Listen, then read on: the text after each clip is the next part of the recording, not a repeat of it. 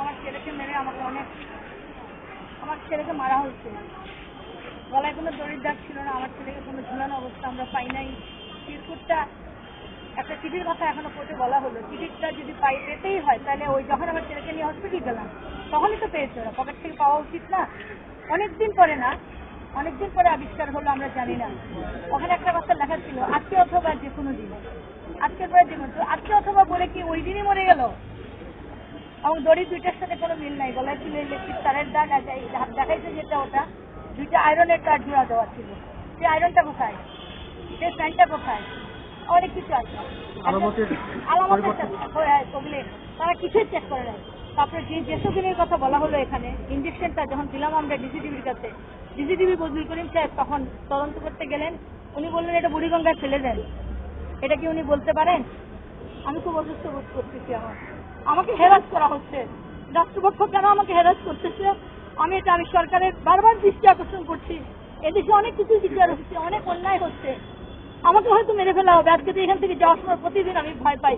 এখন আর টেলিফোনে আমাকে হুমকি দেওয়া হয় না, আমার সামনে ভক্ত সেজেছে, ভালো মন্দ কথা বলে বলে যাওয়ার সময় বলে মামলাটা তুলে নেন না কেন, না তুলে নিলে আপনাকে যদি রাস্তাঘাটে মেরে ফেলে এমন ভাবে বলে যে তাকে আটকানো যায় না বা স্কোপ থাকে না বা রেকর্ড করারও কোনো স্কোপ থাকে না, এভাবেই বলা হয়।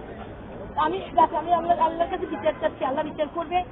আমি তদন্ত চাচ্ছি, শুধু আমি এই যে আপত্তিটা তারা করেছেন এটা ব্র্যাকেট করতে চাচ্ছি। আমি আর কিছু চাচ্ছি না, বিচার কোর্ট করবে, বিচার যাদের কাছে দেওয়া হবে তাদের রায়ে যেটা আসবে আমি সেটা তখন বুঝবো আমি কি হলো। আমি এখন শুধু এটা, এরা আপত্তি করে যেটা অন্যায় ভাবে আপত্তি করেছেন এবং কোর্টের মধ্যে ওনারা যেভাবে হাসাহাসি করতেছেন এটা মনে হচ্ছে ওনারা খুব উৎফুল্ল।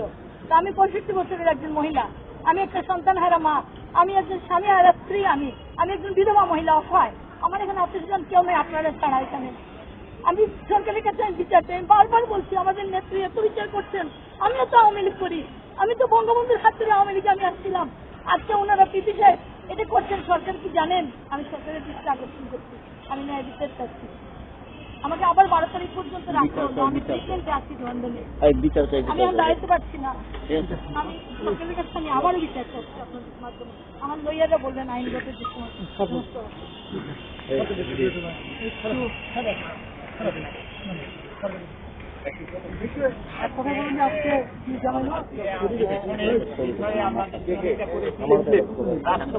রাষ্ট্রপক্ষ যে আইনগত প্রশ্নগুলি তুলেছিল আমরা কোর্টকে সেই প্রশ্নগুলির সঠিক জবাব এবং উচ্চ আদালতের রুলিং সমেত দাখিল করেছি যে একাধিক ইনকোয়ারি হতে পারে কিনা, একাধিক ইনকোয়ারি হতে পারে কিনা আমরা দেখিয়েছি যে হ্যাঁ একাধিক ইনকোয়ারি হতে পারে।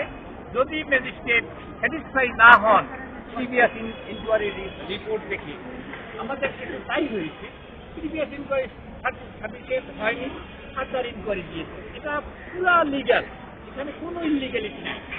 একাধিকবার ইনকোয়ারি হতে পারে, ম্যাজিস্ট্রেটের পাওয়ার আছে, সেখানে কোনো ইনলিগালিটি নাই। এখন আমরা মামলার মেরিটের উপরে, মামলার ফ্যাক্টের উপরে আজকে হুজুর আদালত আমাদেরকে সুযোগ দিয়েছেন, আমরা স্টার্ট করেছি। এখন উনি এই বিষয়গুলির উপরে আরো শুনবেন, উনি এই টোটাল বিষয়টা উত্থাপন করার জন্য আমাদেরকে বলেছেন। আমরা আগামী 12 তারিখে মামলার ফ্যাক্টের উপরে, মেরিটের উপরে আমরা বিস্তারিত কথা বলবো। এই